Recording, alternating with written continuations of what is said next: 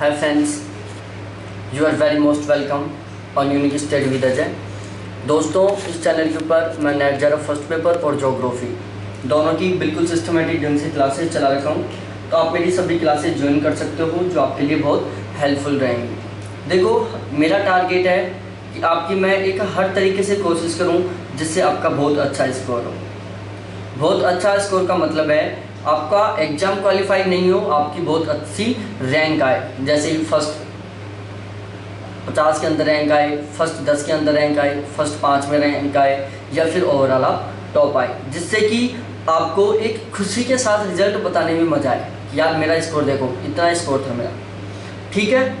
तो हमें इस तरीके से जो अच्छा स्कोर करना है उसके लिए हमें बहुत बेस्ट कंटेंट पढ़ना होगा, सिलेक्टेड कंटेंट पढ़ना होगा।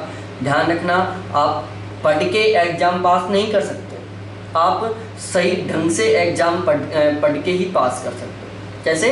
सही ढंग से पढ़ के। सही ढंग से पढ़ने का मतलब है आपको याद तो करना ही है, उसको समझना भी है, लेकिन आप जो पढ़ रहे हो वो कंटेंट भी इम्पोर्टेंट होना चाहिए, ठीक है।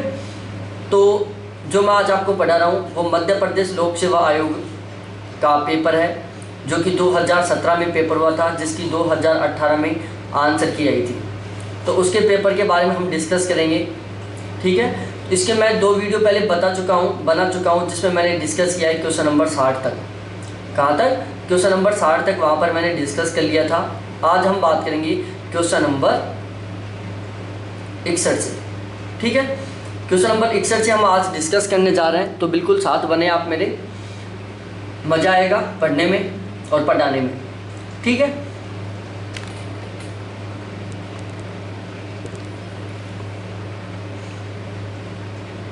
तो आपको सही ढंग से नहीं दिख रहा होगा, मैं पूरी कोशिश करता हूँ आपको दिखाने की। अब बिल्कुल दिखेगा आपको, हर एक क्वेश्चन सही ढंग से दिखेगा आपको, ठीक है।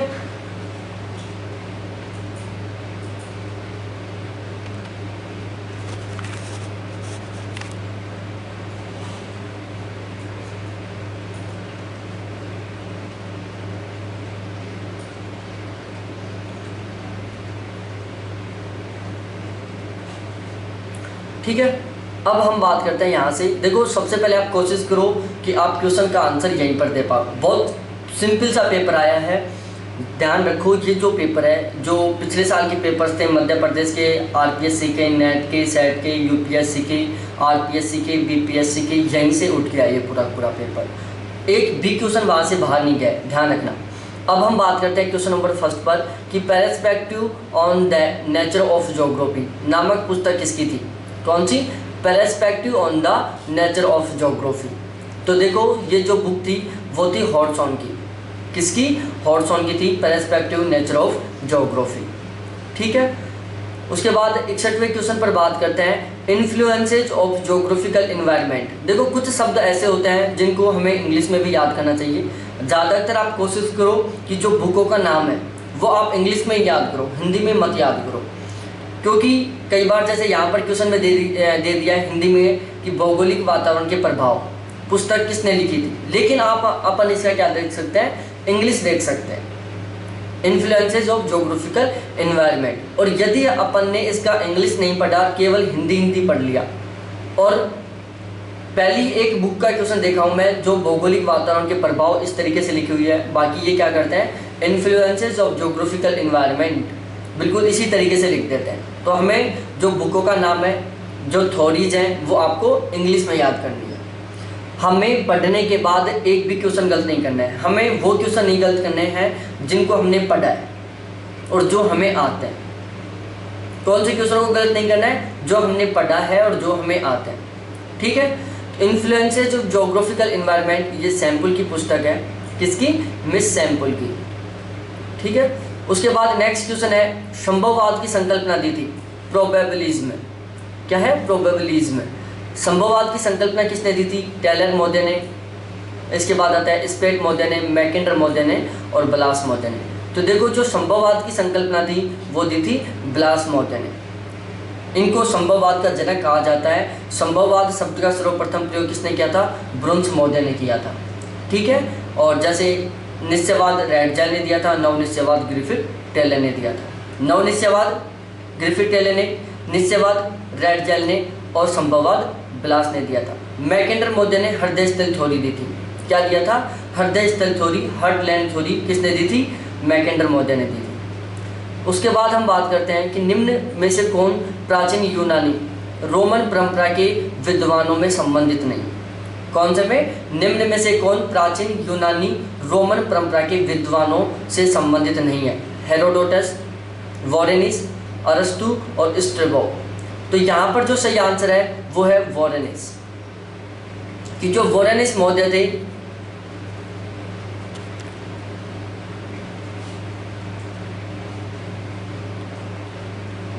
कौन से महोदय? वोरेनिस महोदय।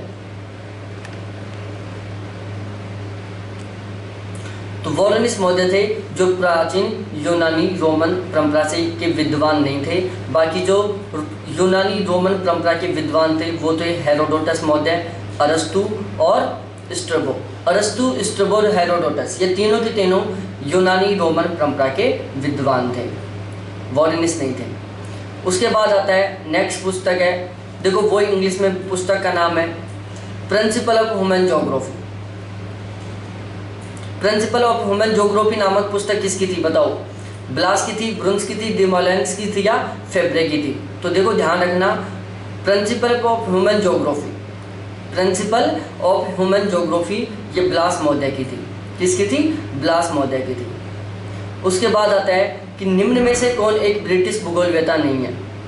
आपको बताना है कि इनमें से कौन सा एक ब्रिटिश भूगोलवेता नहीं है।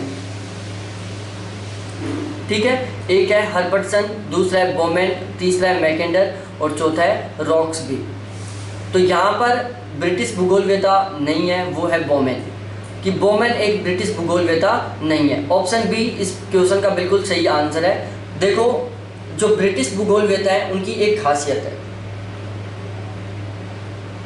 वो मैं आपको जब थोट का टॉपिक पढ़ाऊंगा तो वहाँ पर मैं आपको समझा दूंगा कि जो ब्रिटिश भूगोलवेता है उनकी क्या खासियत है।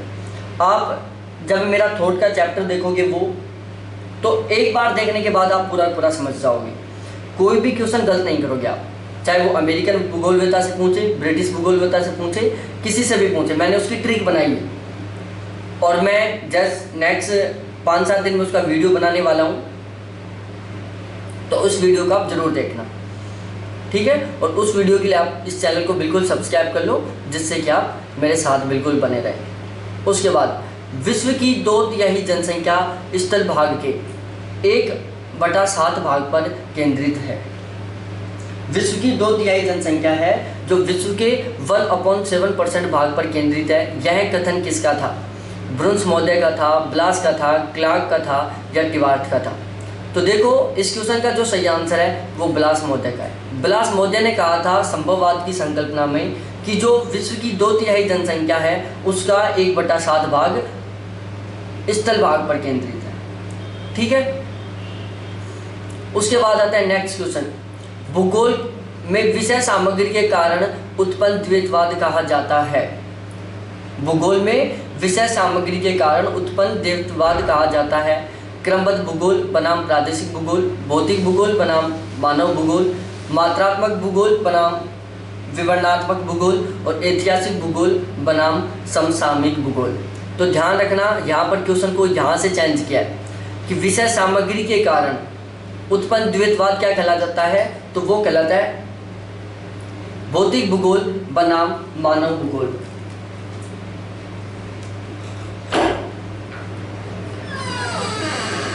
क्या कहलाता है? भौतिक भूगोल बनाम मानव भूगोल, ठीक है। अगले क्वेश्चन पर चलते हैं। क्वेश्चन नंबर 69वां है कि निम्नलिखित कथनों पर विचार करो। आपके पास ये टोटल कथन दिए हुए हैं, आपको उन कथनों के ऊपर डिस्कस करना है। और ये जो सारे के सारे कथन हैं वो अरब भूगोलवेताओं के हैं। इनके हैं अरब भूगोलवेताओं के। तो आपको थोड़ा बहुत पता होना चाहिए अरब भूगोलवेताओं के बारे में, ये क्या थे, इनकी क्या विशेषताएं थी, ठीक है।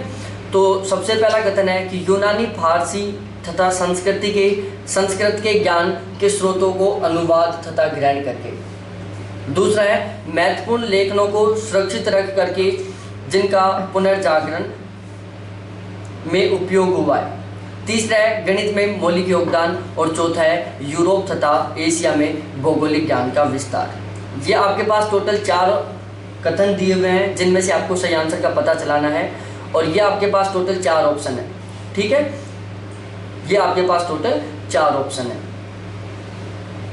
अब हम यहाँ पर पता चलाते हैं कि कौन सा बिल्कुल सही है। देखो यहाँ पर मैं आपको बताऊं, देखो सबसे पहले बात करते हैं हम यूनानी, फारसी तथा संस्कृत के ज्ञान के स्रोतों का अनुवाद तथा ग्रहण करके, ये बात बिल्कुल सही है। दूसरी है महत्वपूर्ण लेखनों को सुरक्षित रख करके जिनका पुनर्जागरण में उपयोग हुआ था, ये बात भी बिल्कुल सही है। उसके बाद हम बात करते हैं गणित में मौलिक योगदान, तो ये भी बिल्कुल सही है। अरब भूगोलवेताओं का गणित में बहुत ही अधिक योगदान था। यूरोप तथा एशिया के भौगोलिक ज्ञान का विस्तार, ये बात बिल्कुल गलत है। अरब भूगोलवेताओं का यूरोप तथा एशिया के भौगोलिक ज्ञान का विस्तार में ज़्यादा महत्वपूर्ण योगदान नहीं था। तो इसके अकॉर्डिंग इसके पहले, दूसरे और तीसरा कथन बिल्कुल सही है। तो option B is the right answer of this question. ठीक है, उसके बाद देखो आपको यहाँ पर क्षेत्रवर्णी विज्ञान लिखा हुआ है और यहाँ पर दिया हुआ है कोरोलॉजिकल साइंस। तो आप क्षेत्रवर्णी विज्ञान को भूल जाओ, चाहे आपका क्या भी मीडियम हो, हिंदी मीडियम हो चाहे इंग्लिश मीडियम, आप कोरोलॉजिकल साइंस पढ़ो।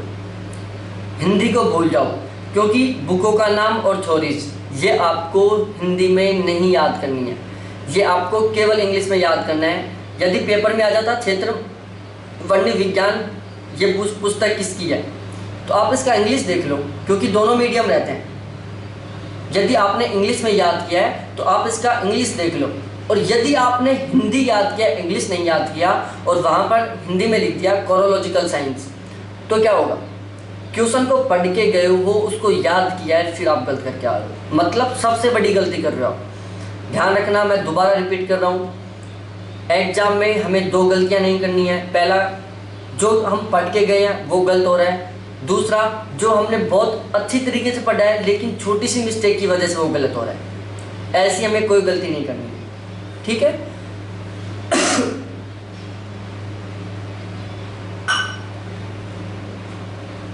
तो देखो कोरोलॉजिकल साइंस ये टोटल 4 विद्वान है, जैसे हम्बोल्ट है, हैटनर है, डेविस है और रैटजेल है। ठीक है, तो जो कोरोलॉजिकल साइंस थी वो हैटनर महोदय की है। किसकी है? हैटनर महोदय की। डेविस ने अपर्दन चक्र का सिद्धांत दिया था, रैटजेल महोदय ने नवनिश्चयवाद दिया था, हम्बोल्ट महोदय ने बहुत सारी बुक दी थी। ठीक है, उसके बाद नवनिश्चयवाद को अन्य किस नाम से जाना जाता है? आप इसका इंग्लिश याद करो, नियो डिटर्मिनिज्म। तो नियो डिटर्मिनिज्म या नवनिश्चयवाद का अन्य नाम क्या है? बहुत प्यारा सा क्वेश्चन है। तो देखो यहाँ पर है रुको निश्चयवाद, दूसरा है जाओ निश्चयवाद, तीसरा है रुको एंड जाओ निश्चयवाद, स्टॉप एंड गो डिटर्मिनिज्म। ये क्वेश्चन बहुत सारी बार रिपीट हुआ है। सितंबर 2018 में जेआरएफ का पेपर हुआ था, उसमें भी क्वेश्चन आया था। 2018 में असिस्टेंट प्रोफेसर का पेपर हुआ था हरियाणा में, उसमें भी एक क्वेश्चन आया था। 2019 में राजस्थान यूनिवर्सिटी में पीएचडी का एंट्रेंस एग्जाम हुआ था, उसमें भी एक क्वेश्चन आया था। और इसके अलावा ये क्वेश्चन मोस्टली एग्जाम्स में रिपीट होता है। ठीक है, तो जो नवनिश्चयवाद है जिसको रैटजेल महोदय ने दिया था, इसको गो एंड स्टॉप डिटर्मिनिज्म भी बोलते हैं। क्या बोलते हैं? Go and stop determinism.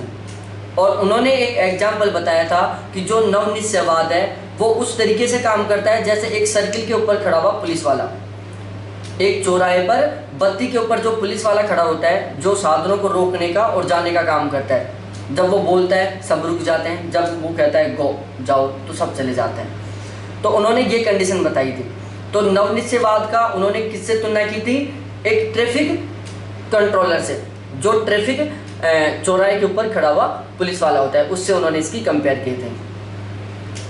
उसके बाद आता है नेक्स्ट क्वेश्चन, द्वितीय विश्व युद्ध के बाद भूगोल में हुए परिवर्तनों में सबसे महत्वपूर्ण था। ध्यान रखना, ये 72 क्वेश्चन हो गए कंप्लीट। एक भी क्वेश्चन ऐसा नहीं है जो आपको नहीं आता हो। समझो इनमें से यदि आपको कोई क्वेश्चन ऐसा हो रहा है कि जो आपको नहीं आ रहा है, तो समझो आपकी तैयारी बहुत ही वीक है, बहुत कमज़ोर तैयारी है आपकी, क्योंकि बहुत सिंपल से क्वेश्चन आ रहे हैं। तो क्वेश्चन था द्वितीय विश्व युद्ध के बाद भूगोल में हुए परिवर्तनों में सबसे महत्वपूर्ण था भूगोल का स्थानिक विज्ञान के रूप में उभरना, मानव पर्यावरण के संबंधों के अध्ययन पर जोर देना, मानव भूगोल का केंद्रीय स्थिति प्राप्त करना और क्रमबद्ध भूगोल बनाम प्रादेशिक भूगोल के द्वैतवाद को पनपना। ठीक है, तो इसका जो सही आंसर है वो है ऑप्शन नंबर ए, भूगोल का स्थानिक विज्ञान के रूप में उभरना। ठीक है, अगले क्वेश्चन पर आते हैं। भूगोल में आई मात्रात्मक क्रांति का सामान्य लक्षण है। ऑप्शन ए है भूगोल को अधिक वैज्ञानिक एवं सैद्धांतिक बनाना। दूसरा है भौगोलिक अध्ययन को यथार्थ एवं विशुद्ध बनाना। तीसरा है भावमूलक प्रादेशिक उपागम से मुक्ति। और चौथा है निश्चयात्मक विचारों से मुक्ति। तो ध्यान रखो, यहाँ पर बिल्कुल सही आंसर है जो क्वांटिटेटिव रिवोल्यूशन है उससे संबंधित क्या है, भूगोल को अधिक वैज्ञानिक एवं सैद्धांतिक बनाना। क्या करना, भूगोल को अधिक वैज्ञानिक एवं सैद्धांतिक बनाना। ये किससे संबंधित है, मात्रात्मक क्रांति से संबंधित है। हमें यहाँ पर आपस में मिलान करना है डिटर्मिनिज्म में, पॉसिबिलिज्म में, नियो डिटर्मिनिज्म में और प्रोबेबिलिज्म में। उनके कुछ विद्वानों के नाम दिए हुए हैं। देखो मैं यहाँ पर आपको कोई ऑप्शन नहीं दूंगा, आपको यहीं से मिलान करना है। ठीक है, यहाँ पर मैं आपको ऑप्शन नहीं दिखाने वाला, बहुत सिंपल सा क्वेश्चन है। देखो सबसे पहले हम बात करते हैं निश्चयवाद। मैंने बता दिया बहुत सारी बार कि निश्चयवाद रेड जेल से संबंधित थे। देखो जो ये वाला क्वेश्चन है ना, बहुत सारी बार पेपर में क्या होता है कि हम बहुत अच्छी किस्मत वाले होते हैं, कई बार नहीं होता कि यार मेरी किस्मत बहुत अच्छी थी। अब जो ये चार शब्द हैं, निश्चयवाद, संभववाद, नवनिश्चयवाद, इन तीन शब्दों से पीछे 4 क्वेश्चन आ चुके हैं, 4 से 5 क्वेश्चन आ चुके हैं इन 3 शब्दों से। अब यदि आपको इन 3 शब्दों का पता है, निश्चयवाद, संभववाद, नवनिश्चयवाद, तो आप ये 4-5 क्वेश्चन सही कर सकते हो। बिल्कुल सेम क्वेश्चन आए हैं। निश्चयवाद रेड जेल है, संभववाद कौन है, ब्रुन्स है, नवनिश्चयवाद टेलर है और प्रसंभववाद स्पेट है। बिल्कुल डिक्टो को क्वेश्चन आए, एक तरीके से कॉपी किया है इन्होंने क्वेश्चन का। और जिनके ये याद नहीं है तो उनके सीधे 4-5 क्वेश्चन गलत हो गए। तो कई बार हमारी किस्मत इस तरीके से भी काम करती है। यहाँ पर लोगों के साथ किस्मत ने काम किया होगा जिनको ये 4 के जो कथन है इनके बारे में पता था, क्योंकि पीछे 3-4 क्वेश्चन रिपीट हो चुके हैं इसी पेपर में। संभववाद दिया था हमारे ब्रुन्स महोदय ने, संभववाद शब्द का सबसे पहले प्रयोग किया था। वैसे संभववाद का जनक ब्लास महोदय को कहा जाता है। नवनिश्चयवाद ये हमारे टेलर महोदय ने दिया था। किसने दिया था, टेलर महोदय ने दिया था। और जो प्रसंभववाद है वो किसने दिया था, OH के स्पेट ने दिया था। किसने, OH के स्पेट ने। ध्यान रखना सबसे पहले निश्चयवाद आया था, जो लोग मानते थे कि सब कुछ पर्यावरण है। उसके बाद कुछ लोगों ने विरोध किया कि नहीं भाई सब कुछ पर्यावरण नहीं है, पर्यावरण के बेस पर हम कुछ भी नहीं कर सकते। और उन्होंने विरोध किया और उन्होंने अपना एक नया संगठन बनाया। और जो वो विरोध करने वाला संगठन था उसका नाम दे दिया गया संभववाद, जो कि इस बात का विरोध करते थे कि सब कुछ पर्यावरण नहीं है और वो बल देते थे कि सब कुछ मानव है। निश्चयवादी मानते थे कि सब कुछ पर्यावरण है, संभववादी मानते थे कि सब कुछ मानव है, पर्यावरण उसका दास है, जैसा मानव चाहेगा वैसा करेगा। अब इन दोनों के बीच में समझौता करने के लिए एक तीसरा नया संगठन बना जिसका नाम था नवनिश्चयवाद। और नवनिश्चयवाद ने किस तरीके से सुलझेड़ा किया, उन्होंने बताया कि भाई ना तो प्रभावशाली प्रकृति है और ना ही प्रभावशाली मानव है। उन्होंने इन दोनों की बातों को एक साथ किया और सुलझेड़ा किया कि ना तो प्रकृति प्रभावशाली है और ना ही मानव उसका दास है, और ना ही मानव प्रभावशाली है और ना ही प्रकृति उसका दास है, मतलब दोनों समान है। ठीक है, उसके बाद आते हैं, बहुत सिंपल सा क्वेश्चन आ रहे हैं यार, कितने सिंपल क्वेश्चन आ रहे हैं यहाँ पर। कथन फर्स्ट है, विविधता में एकता, university in diversity, unity in diversity. विविधता में एकता का सिद्धांत रिटर महोदय ने प्रस्तुत किया था। उसके बाद है, रिटर एक टेलियोजिस्ट था। क्या था, रिटर एक टेलियोजिस्ट था। आपके पास इनको पता चलाना है कि यहाँ पर कौन सा सही है कौन सा गलत है। ये 4 ऑप्शन है, इनके बेस पर आपको क्वेश्चन का पता चलाना है। पहले एक बार कथनों को दोबारा पढ़ लो। पहला कथन है कि ए और आर सही है, आर ए की सही व्याख्या कर रहा है। दूसरा है ए और आर सही है किंतु आर ए की व्याख्या नहीं कर रहा है। तीसरा है कि ए सही है किंतु आर गलत है। और चौथा है ए गलत है किंतु आर सही है। तो देखो सबसे पहले मैं बता दूं, यूनिटी इन डाइवर्सिटी रिटर महोदय ने दिया था। सबसे पहले यूनिटी इन डाइवर्सिटी रिटर महोदय ने दिया था, और रिटर महोदय एक टेलियोलॉजिस्ट थे। क्या थे? टेलियोलॉजिस्ट थे। तो हमारे ये दोनों कथन बिल्कुल सही हैं। तो इसके अकॉर्डिंग हमारा ए और बी दोनों आंसर सही हो सकते हैं, क्योंकि दोनों में ए और आर को सही बताया गया। अब हमें रियल आंसर को चूज करना है, तो उसमें हमें क्या करना है? पहले ऑप्शन में दे रखा है कि आर ए की व्याख्या कर रहा है, और दूसरे में दे रहा है कि आर ए की व्याख्या नहीं कर रहा है। तो हमें व्याख्या का पता चलाना है। मैं एक अलग से वीडियो बना चुका हूँ जिसमें मैंने डिस्कस किया है कि व्याख्या वाले क्वेश्चन हम किस तरीके से सॉल्व कर सकते हैं। देखो इसका एक सिंपल सा मेथड है। यदि आप कथन को पढ़ते हो तो क्योंकि शब्द जोड़ो, और फिर उसके बाद आप कारण को पढ़ो, फिर आप इसलिए शब्द जोड़ो, और फिर आप कथन को पढ़ो। और यदि ये पूरा सिस्टम बन जाता है तो आपका व्याख्या कर रहा है, सिस्टम नहीं बन रहा है तो आपका व्याख्या नहीं कर रहा है। मैं पढ़ के दिखाता हूँ। विविधता में एकता का सिद्धांत रिटर महोदय ने प्रस्तुत किया था। क्योंकि रिटर एक टेलियोलॉजिस्ट था, इसलिए विविधता में एकता का सिद्धांत रिटर महोदय ने प्रस्तुत किया था। ये बात बिल्कुल उसकी व्याख्या नहीं कर रही कि विविधता में एकता का सिद्धांत किसने प्रस्तुत किया? रिटर महोदय ने। क्यों किया था? तो उसका कारण ये नहीं है कि रिटर एक टेलियोलॉजिस्ट था, ठीक है, तो इसलिए ये इसकी व्याख्या नहीं कर रहा है। आगे चलते हैं नेक्स्ट क्वेश्चन पर कि जिस यूनानी विद्वान का विचार था कि सारे इतिहास को भौगोलिक प्रक्षेप में तथा सारी भूगोल को ऐतिहासिक प्रक्षेप में परखना चाहिए, वह कौन थे? थेल्स थे, हेरोडोटस थे, हेकेटियस थे और एनेक्सिमेंडर थे। तो वो महोदय थे हेरोडोटस महोदय। हेरोडोटस महोदय ने कहा था कि इतिहास को भौगोलिक प्रक्षेप में तथा सारी भूगोल को ऐतिहासिक प्रक्षेप में परखना चाहिए।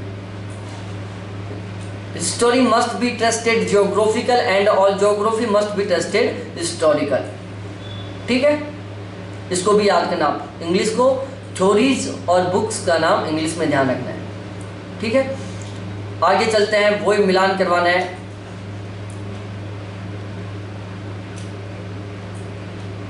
महाद्वीपों का नाम दिया हुआ है और उससे रिलेटेड कुछ दूसरी चीज़ें दी हुई हैं। एक बार देख लेते हैं, हम इनको आपस में मिलाना है कि महाद्वीपों का प्राचीन नाम दिया हुआ है कुशद्वीप, क्रॉन्चद्वीप, पुष्करद्वीप, शकद्वीप, और दूसरी साइड दिया हुआ है पश्चिमी यूरोप, फ्रांस, अफगानिस्तान, ब्रिटिश द्वीप समूह और आइसलैंड।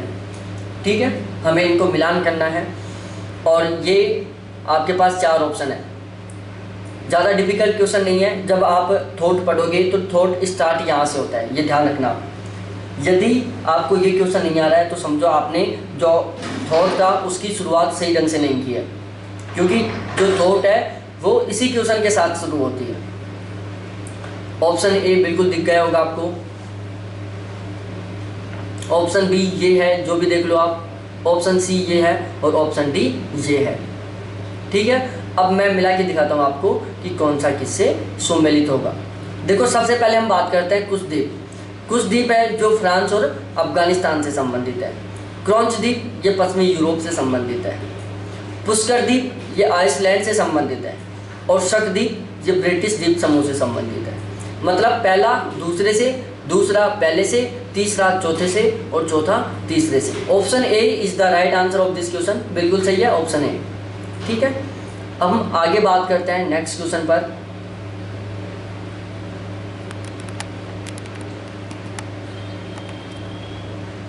ठीक है, नेक्स्ट क्वेश्चन है कि निम्नलिखित अवधारणाओं के आधार पर दिए गए कुछ से भौगोलिक विचारधाराओं का सही क्रम चुनिए। पहला सही क्रम चुनना है हमें। मनुष्य प्रकृति का दास है।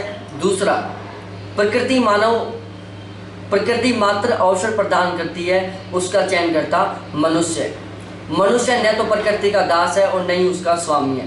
मनुष्य का कल्याण प्रकृति के विरोध में नहीं बल्कि उसके सहयोग में। ठीक है, और ये आपके पास टोटल 4 ऑप्शन है। देखो, दोबारा से ये क्वेश्चन रिपीट हो गया है। निश्चयवाद, संभववाद, नव निश्चयवाद और प्रसंभववाद, ये 4 क्वेश्चन टॉपिक हैं जो यहाँ पर इतने इम्पोर्टेंट बने हैं, जो भी बिल्कुल डीपली नहीं, बिल्कुल टॉप बिल्कुल ऊपर से क्वेश्चन उठाया है। और इन 4 शब्दों से इस पेपर में टोटल 6 क्वेश्चन आ चुके हैं अब तक। यदि किसी को ये याद है उसका सिलेक्शन तो बिल्कुल श्योर है, क्योंकि उसको 6 क्वेश्चन तो बिल्कुल डायरेक्टली सही हो चुके हैं अब तक। आगे पता नहीं कितने क्वेश्चन रिपीट होते हैं इससे, लेकिन 6 क्वेश्चन तो अब तक हो चुके हैं। इसको बोलते हैं किस्मत, कि आप 4 शब्द पढ़ के गए हो और उससे आप 6 क्वेश्चन सही करके आ रहे हो, और आप एक साइड सब कुछ पढ़ लिया लेकिन वो 4 शब्द नहीं पढ़े जिनसे आप 6 क्वेश्चन गलत करके आ रहे हो। ठीक है, देखो मैंने इनको बारे में अच्छी तरीके से समझा दिया, दोबारा समझाने की जरूरत है नहीं, लेकिन मैं बता देता हूँ। देखो मैंने क्या बताया था कि सबसे पहले आया था जिसमें लोग मानते थे कि सब कुछ प्रकृति है, तो मनुष्य प्रकृति का दास है। इसका मतलब क्या चल रहा है कि मनुष्य है जो प्रकृति का दास है, और प्रकृति क्या है, स्वामी है। तो इसका मतलब क्या है कि प्रकृति सब कुछ है। ये किसने कहा था, निश्चयवादियों ने। अब उसका विरोध करने के लिए आ गए संभववादी, और उन्होंने बोला कि भाई जो प्रकृति है ना वो कुछ भी नहीं है, जो कुछ है वो मानव है। दूसरा कथन पढ़ते हैं कि प्रकृति मात्र अवसर प्रदान करती है, उनका चयन करता मनुष्य। तो एक तरीके से क्या कर रहा है बात, ये कथन क्या बोल रहा है कि प्रकृति तो केवल अवसर दे रही है हमें, लेकिन उसको चूज तो हम कर रहे हैं। भाई प्रकृति तो केवल क्या दे रही है, अवसर दे रही है, उसको चूज हम कर रहे हैं। इसको एक बार समझो थोड़ा सा डीपली। मैं दूसरा एग्जांपल देता हूँ। जैसे आपका सिलेक्शन हो जाए और मैं आपको बोलूँ कि आपका मेरी वजह से सिलेक्शन हो गया, मैं आपको बहुत बेस्ट कंटेंट पढ़ाता था। अब उस कंडीशन में आप मेरे को रिप्लाई दो कि सर आप तो केवल कंटेंट देते थे, पढ़ते तो हम थे। आप तो केवल कंटेंट देते थे, पढ़ते तो हम थे। इसका मतलब क्या हुआ कि आप अपनी पढ़ाई कर रहे हो और मेरी बुराई कर रहे हो। बिल्कुल ये बात हुआ ना, मेरे को आप थोड़ा नीचा दिखा रहे हो और खुद को ऊंचा, कि हम पढ़ते थे, आप तो केवल कंटेंट देते थे।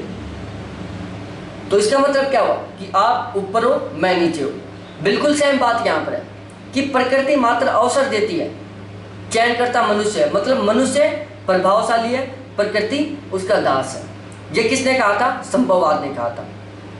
ठीक है, अब इन दोनों के बीच में झगड़ा चल गया दोनों बातों के लेके। उसके बीच में तीसरा टपक गया नवनिश्चयवाद, और उसने बोल दिया कि भाई मनुष्य न तो प्रकृति का दास है और ना ही उसका स्वामी है। तीसरे लोग आए और बोल दिए कि भाई ना तो हम प्रकृति के दास हैं और ना ही प्रकृति के स्वामी हैं, ना तो हम प्रकृति के ऊपर अपना रोब चला सकते और ना ही हम प्रकृति का रोब झेल सकते। ठीक है, और चौथा सबसे लास्ट में आ गया कि मनुष्य का कल्याण प्रकृति के विरोध में नहीं बल्कि उसके सहयोग में है।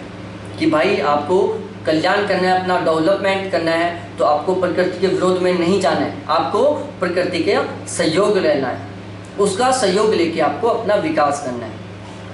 ठीक है, अब हम आगे बढ़ते हैं क्वेश्चन नंबर 79 पर कि सीक्वेंशियल ऑक्यूपेंस की संकल्पना किसने दी थी। सीक्वेंशियल ऑक्यूपेंस की संकल्पना किसने दी थी, गोटमैन ने दी थी, हैगरस्टॉन्ग ने दी थी, गेडिस ने दी थी और हिटल्स ने दी थी। तो देखो जो सीक्वेंशियल ऑक्यूपेंस की संकल्पना थी वो हिटल्स ने दी थी।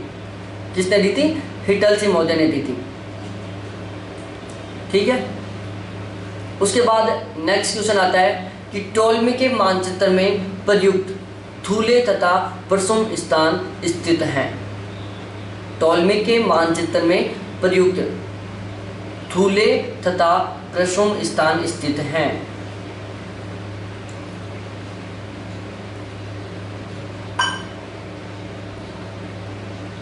ये आपके पास टोटल 4 ऑप्शन है। पहला है विश्व के सुंदरतम उत्तर दक्षिण स्थान, विश्व के सुंदरतम पूर्व पश्चिमी स्थान, विश्व के मध्य में और भूमध्य रेखा पर। तो देखो जो टोलमी का मानचित्र था उसमें थूले और प्रसुम स्थान थे जो विश्व के सुंदरतम उत्तर एवं दक्षिण स्थान थे। ठीक है, उसके बाद नेक्स्ट क्वेश्चन बहुत प्यारा सा मस्त क्वेश्चन आ गया है, बहुत सिंपल सा क्वेश्चन कि जनसंख्या भूगोल का जनक किसे कहा जाता है। कौन सा विद्वान है जिसे जनसंख्या भूगोल का जनक कहा जाता है। Option A Garnier, B Trewartha, C Zelensky और डी क्लॉक महोदय। तो भाई जो जनसंख्या भूगोल का जनक है वो कौन है, टिवार्थ महोदय। जीटी टिवार्थ महोदय को फादर ऑफ पॉपुलेशन ज्योग्राफी कहा जाता है। क्या कहा जाता है, who is the father of population geography, GT Trewartha महोदय। कौन, जीटी टिवार्थ महोदय। उसके बाद मल्टीपल न्यूक्लियर थ्योरी मतलब नगरीय वृद्धि का बहुनाभिकीय सिद्धांत किसने प्रतिपादित किया था? नगरीय वृद्धि का बहुनाभिकीय सिद्धांत, multiple nuclear theory of urban growth. बहुत सिंपल सा पेपर है यार। यहाँ पर आप 82 क्वेश्चनों में से यदि आपकी सेकंड की तैयारी है तो आप 80 क्वेश्चन तो 100% सही करेंगे। बाई चांस 2 क्वेश्चन आप गलत करोगे, वरना बिल्कुल भी डिफ़िकल्ट पेपर नहीं आया। यहाँ तक आप बिल्कुल आसानी से 100% स्कोर कर सकते हो। इतना सिंपल पेपर है ये, ठीक है। बर्कस महोदय थे, होमर हॉयर थे, गैरिसन था, हैरिस और उलमैन थे। तो देखो जो नगरीय वृद्धि के संबंध में जो बहुनाभिकीय सिद्धांत था वो हैरिस व उलमैन महोदय ने दिया था। किसने दिया था? हैरिस व उलमैन महोदय ने बहुनाभिकीय सिद्धांत का प्रतिपादन किया था।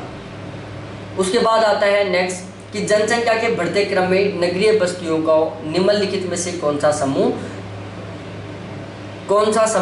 सही क्रम में है?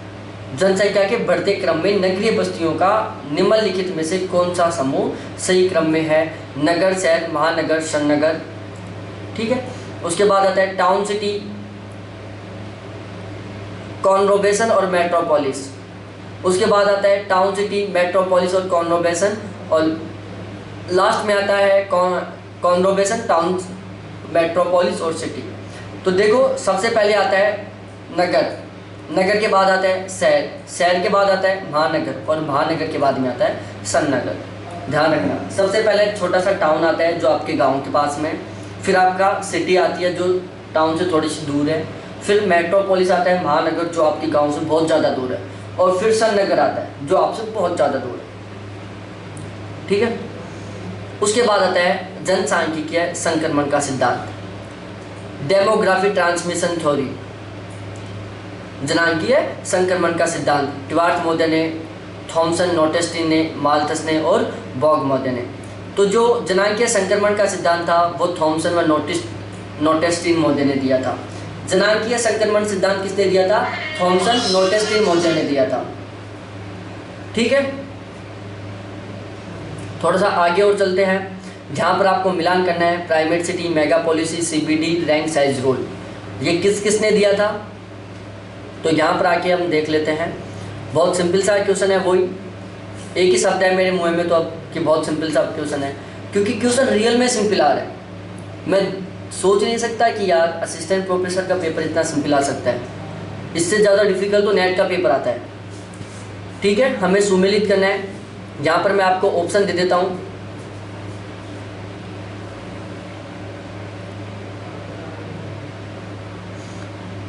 बिगर ऑप्शन भी आप सही कर सकते हो। देखो प्राइमरी सिटी किसने दी थी? जेफरसन महोदय ने दिया था। मेगा पॉलिसी गॉटमैन महोदय ने दिया था।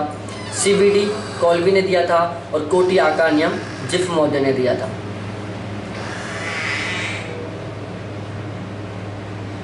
प्राइमरी सिटी जेफरसन ने, मेगा पॉलिसी गॉटमैन ने, सीबीडी कॉल्बी ने और कोटी आकार नियम जिफ ने। इसका मतलब A 3, B 4, C 2, D 1। तो इसका जो ऑप्शन ए है वो बिल्कुल सही है, जो सही है, ठीक है। उसके बाद हमें क्या करना है? मिलाना है, वापस हमें मिलान करना है, जिसमें एक साइड थ्योरी दी हुई है और दूसरी साइड वो थ्योरी किसने दी थी वो दिया हुआ है, ठीक है। अब आ जाओ,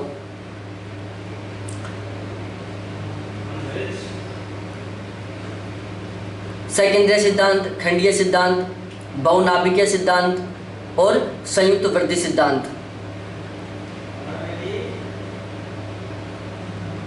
देखो हम मिलान करके बता देते हैं यहीं से बिना ऑप्शन लिए हुए।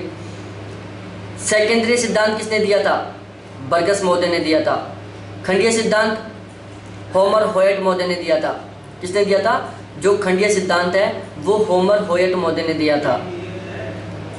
बहुनाभिकीय सिद्धांत हैरिस व उलमैन ने दिया था, और संयुक्त वृद्धि सिद्धांत गैरिसन महोदय ने दिया था। मतलब A D B B C C, A D B B C C, मतलब ऑप्शन सी बिल्कुल सही है यहाँ, ठीक है। समझ में आ गया? ज़्यादा समझाने लायक क्वेश्चन आ ही नहीं रहे, मज़ेदार क्वेश्चन नहीं आ रहे यहाँ पर। निम्नलिखित में से कौन सा सुमेलित नहीं है? आपको पता चलाना है कि कौन सा सुमेलित नहीं है। Amland, Andre Allix, city region, Dickinson, hinterland, green और अर्बन फील्ड, नॉर्दम। तो यहाँ पर जो अर्बन फील्ड है वो गलत है, क्योंकि अर्बन फील्ड इन्होंने नहीं दिया था। ये थोड़ा सा क्वेश्चन डिफिकल्ट आया यहाँ पर। इसमें जो अमलैंड था ये एंड्री एलिक्स ने दिया था, ये बिल्कुल सिंपल है। और इसके अलावा जो सिटी रीगन था वो डिकिंसन ने दिया था, ये बिल्कुल सिंपल है। और हिंटरलैंड का भी सिंपल था, ग्रीन मोदी ने दिया था। लेकिन हमें यहाँ पर ये नहीं पता है कि जो अर्बन फील्ड है वो किसने दिया था। हमें ये नहीं ध्यान है कि यहाँ पर कि अर्बन फील्ड किसने दिया था। मैं वहाँ पर तुक्का नहीं मारूंगा कि चलो मैं आपको तुक्का बता दिया, गलत बता दिया, नहीं। जो नहीं आ रहा है वो मैं नहीं बताऊँगा आपको। अर्बन फील्ड का मेरे को नहीं पता है वो किसने दिया था, ठीक है। उसके बाद है कि निम्न में से कौन सा एक तकनीकी शब्द जनसंख्या के आकार एवं कृषित भूमि के बीच के संबंध को व्यक्त करने के लिए प्रयुक्त होगा। दोबारा से पढ़ लो कि निम्न में से कौन सा एक तकनीकी शब्द जनसंख्या के आकार एवं कृषित भूमि के बीच के संबंध को व्यक्त करने के लिए प्रयुक्त होगा। तुलनात्मक घनत्व, कृषीय घनत्व, कायिक घनत्व और आर्थिक घनत्व। देखो ये घनत्व 4-5 प्रकार के होते हैं। तुलना कृषीय घनत्व होता है, कायिक घनत्व होता है, आर्थिक घनत्व होता है, गणितीय घनत्व होता है। तो यहाँ पर क्या है कि जनसंख्या के आकार और कृषि भूमि के बीच में, तो ये क्या है, जनसंख्या के आकार और कृषि भूमि के बीच में क्या है, कृषि घनत्व है, एग्रीकल्चर डेंसिटी, ठीक है। उसके बाद आता है कि निम्नलिखित दरों में से कौन सा एक प्राकृतिक जनसंख्या वृद्धि को ज्ञात करने के लिए सही है। किसको? प्राकृतिक जनसंख्या वृद्धि को ज्ञात करने के लिए सही है। जन्म दर तथा मृत्यु दर का अंतर, जनन क्षमता दर तथा स्थानांतरण क्षमता दर का अंतर, जनन शक्ति दर एवं जनन मृत्यु दर का अंतर और जनन क्षमता तथा जनन शक्ति दर का अंतर, ठीक है। एक बार चारों के चारों ऑप्शन देख लो, आंसर दिख गया है आपको, मैं समझा देता हूँ उसको। देखो दरों में से कौन सा एक प्राकृतिक जनसंख्या वृद्धि को ज्ञात करने के लिए सही है। तो प्राकृतिक जनसंख्या वृद्धि को ज्ञात करने के लिए सबसे बेस्ट है जन्म दर तथा मृत्यु दर के बीच में अंतर। भाई प्राकृतिक का मतलब है बिल्कुल नेचुरल, नेचुरल का मतलब है डायरेक्ट जिनका संबंध मरने से और किनसे है, जीने से। ऐसे नहीं कि मैं यहाँ से उठ के वहाँ चला गया, वो वहाँ से उठ कर यहाँ गया, ये शामिल नहीं होता इसमें। इसमें जन्म और मृत्यु आती है, जितने जन्म लिए और कितने मरे, उन दोनों के जो बीच का अंतर है वो क्या है, प्राकृतिक जनसंख्या वृद्धि दर, ठीक है। अगला क्वेश्चन है, अनुकूलतम जनसंख्या सिद्धांत के प्रतिपादक कौन थे। Optimum population theory. Optimum population theory किसने दी थी? एडवर्ड वेस्ट ने दिया था, एडविन कैनन ने दिया था, सर वॉल्टर रेले ने दिया था, हेनरी जॉर्ज ने दिया था। तो ये दी थी एडविन कैनन मोदे ने, कि एडविन कैनन मोदे ने अनुकूलतम जनसंख्या का सिद्धांत दिया था। तो देखो दोस्तों, आज के हमारे टोटल 30 क्वेश्चन हो गए हैं और MPPSC 2017 के पेपर के टोटल 90 क्वेश्चन कंप्लीट हो चुके। यदि आपने इससे पहले के क्वेश्चन नहीं देखे हैं तो प्लीज़ ज़रूर देखें। और मेरा एक खुद का व्हाट्सएप ग्रुप है जहां पर मैं बहुत ही सेलेक्टेड कंटेंट प्रोवाइड करवा रहा हूं आपको, रेगुलर प्रैक्टिस क्वेश्चन प्रोवाइड करवा रहा हूं आपको, 30 रेगुलर प्रैक्टिस क्वेश्चन डालता हूँ उसमें। इसके अलावा सेलेक्टेड कंटेंट डालता हूँ, थ्योरीज डालता हूँ, उनकी बुक्स डालता हूँ। बहुत ही मतलब एक तरीके से मैं बोल सकता हूँ 75% प्लस से स्कोर करने के लिए वहाँ पर मैं कंटेंट डालता हूँ। तो आपको बिल्कुल इस तरीके का कंटेंट चाहिए जिसको पढ़ने के बाद जब आप एग्जाम में बैठो तो पेपर को फाड़ के रख दो, ऐसे हो कि यार ये पेपर आया क्या, इतना सिंपल सा पेपर, ये सोचने का आपको मौका मिले। तो प्लीज़ आप ज़रूर मेरे व्हाट्सएप ग्रुप में जुड़े जिसके कॉन्टैक्ट नंबर है 7891350470, जो कि मैं डिस्क्रिप्शन में भी दे दूंगा। आप जरूर कांटेक्ट करें। इस पेपर की PDF भी ले सकते हो मेरे से व्हाट्सएप ग्रुप में जुड़ने के बाद। UPPSC का पेपर भी सोल्व करवाऊंगा, HPSC का भी सोल्व करवाऊंगा, BPSC के पेपर भी सोल्व करवाऊंगा, नेट JRF के पेपर भी सोल्व करवाऊंगा, UPSC के पेपर भी सोल्व करवाऊंगा, झारखंड PCS के पेपर भी सोल्व करवाऊंगा, उत्तराखंड PCS के पेपर भी सोल्व करवाऊंगा, छत्तीसगढ़ PCS के पेपर भी सोल्व करवाऊंगा। तो थैंक्स देखने के लिए, बाय।